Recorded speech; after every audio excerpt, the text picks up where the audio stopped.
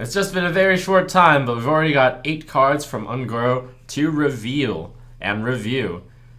Starting with Flame Geyser. Flame Geyser is a 2-mana mage card and is going to compete with Frostbolt in that 2-mana spell deal damage. It's 1 damage less than it. But perhaps the proper card to compare this card with would be Disciple of Cthulhu. Disciple of Cthulhu was played in Cthulhu decks, but not really outside of those.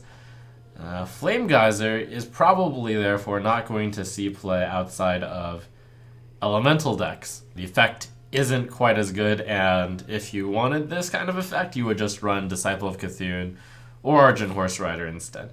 Although this is a spell, so that means it gets affected by spell synergies. Probably isn't going to come into play that much, though.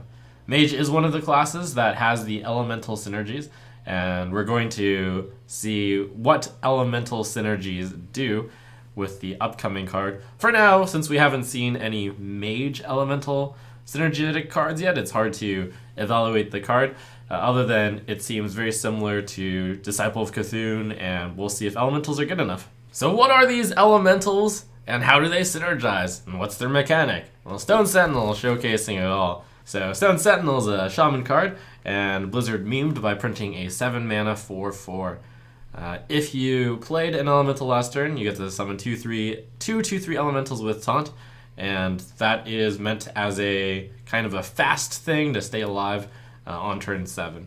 I think the elemental mechanic is kind of cool because it's a setup play, it's kind of strategy, and it tips your hand to the opponent. With the ideal elemental curve, you would do something like Fire Elemental on 6 into Stone Sentinel 7, but you don't have to just play Curve Stone. You can also play Firefly along with a 5-drop, such as, who knows, Elise, and then play Stone Sentinel the next turn.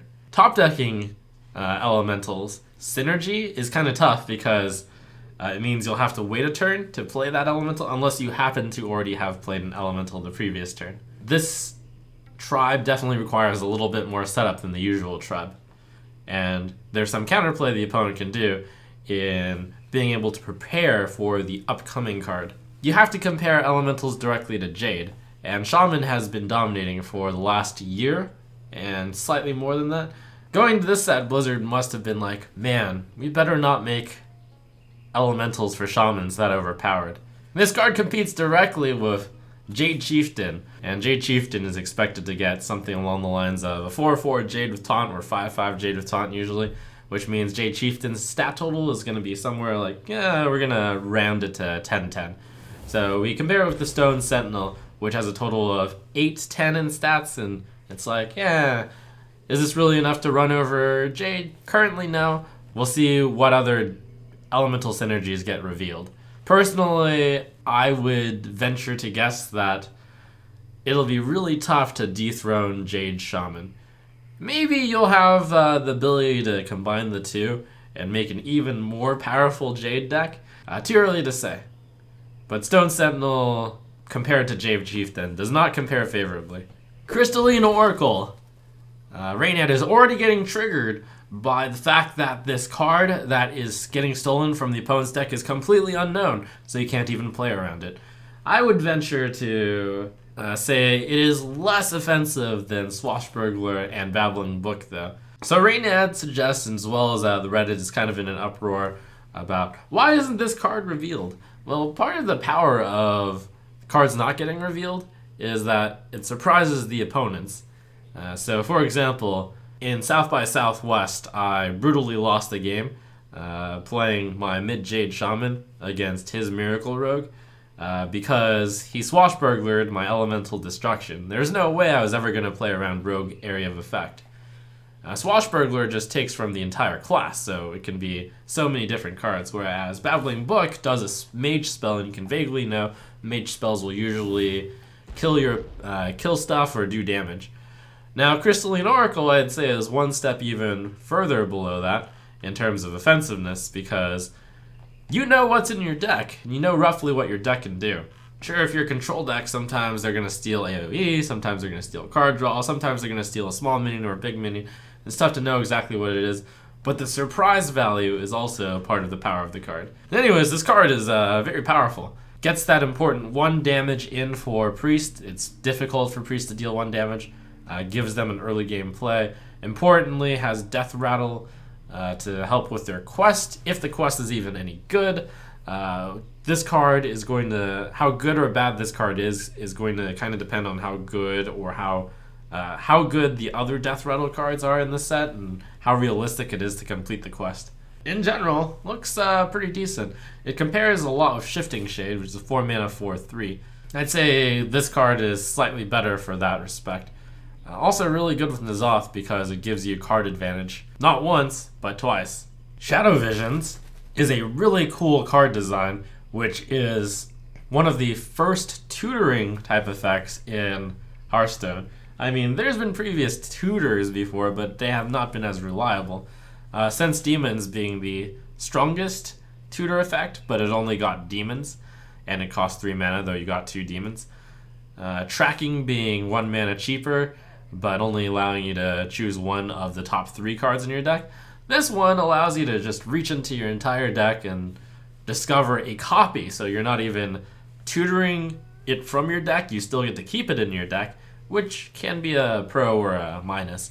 Currently popular spells that priests play are Powered Shield, Shadow Word Pain, Shadow Word Death, Holy Nova, and Dragonfire Potion. So that's only 5 different spells in your deck. If you decide to run 2 Shadow Visions, then your chance of discovering any of those cards is 3 out of 5. That's a pretty good chance. Now, perhaps the most exciting application of Shadow Visions is along with another card that's already been revealed, Elise Trailblazer. Elise Trailblazer shuffles a spell into your deck, an Ungoro pack. That card is insane. For example, Kabbalist Tome, getting 3 random mage spells. That's 5 mana to get 3 stuff. Shadow Visions, plus the Ungoro pack is 4 mana to get 5 Ungoro cards. Meaning that Shadow Visions could be the ultimate in Control v Control, in making sure you pretty much keep going. And without drawing cards, you just pull them out of the game, which means you're better off in Fatigue. There is some small application to perhaps using Priest of the Feast with Shadow Visions as well. Since if you do have another Shadow Visions in your deck, and you only have 3 spells, you can always do guaranteed Priest of the Feast, Shadow Vision, Shadow Vision, Shadow Visions. Sunkeeper Tarim is a very interesting Paladin legendary. A lot of dissension between how good this card actually is.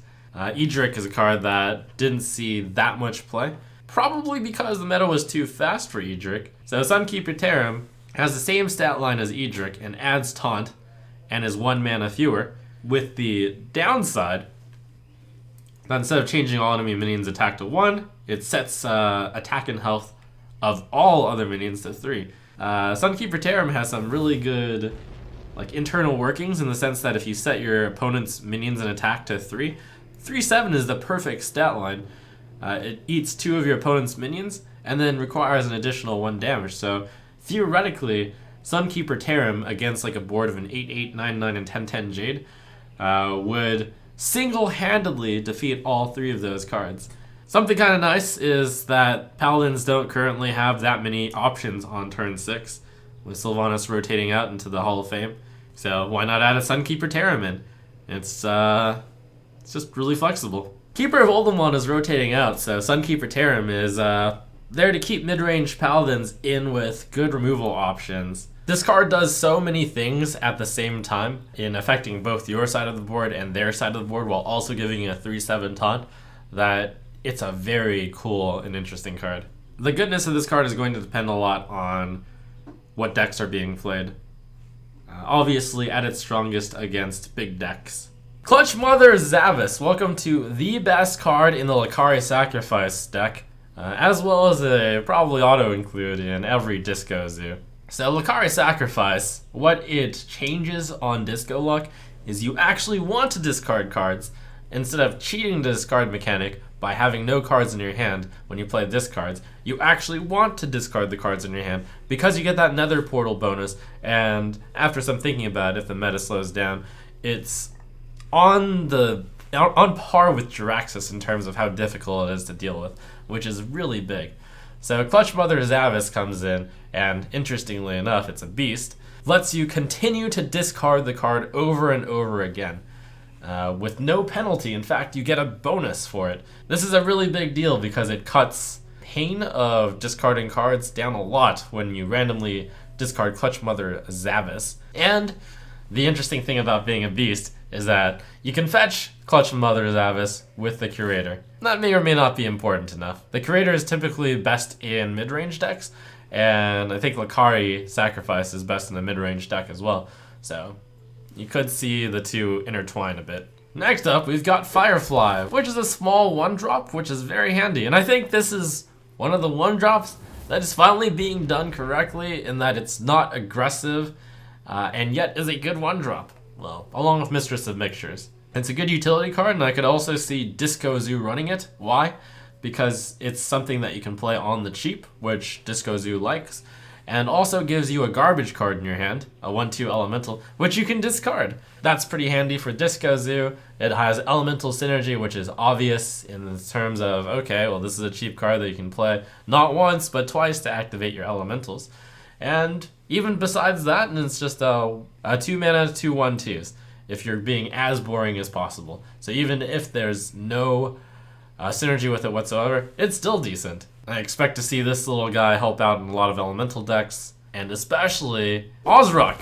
This gigantic elemental pulls in all elemental energy from elementals you've played last turn. So that means if you do something as simple as play 4 Fireflies in your last turn, then you're getting a 9-mana 5/25. There are diminishing returns to having that big a minion on one minion, in the sense that hard removal does just kill it. Sogoth the Slither was also similarly a big taunt at the end, and had the benefit of not being able to be spell removed, but had the downside that the stats were just weak. This stat can be as strong as you can imagine, and then you just win the game against some decks because they can't get past another 30 health. Like, better than Reno if your opponent doesn't have an answer. However, it is bad against decks that have an answer. And if the meta is going to slow down, then we probably see more hard removal, and Ozruk is very sad against those cards. This card also happens to be pretty weak against Silence. We'll see whether or not we're in that type of meta. I think we're in that type of meta, so I think Ozruk is going to be pretty bad. But a cool card nonetheless. So there's your 8 cards revealed. Cool to see if elementals are going to end up being a thing. Bonus shout out to Pyros, who is going to count as an elemental 3 times in activating elementals. Making Pyros a lot more appealing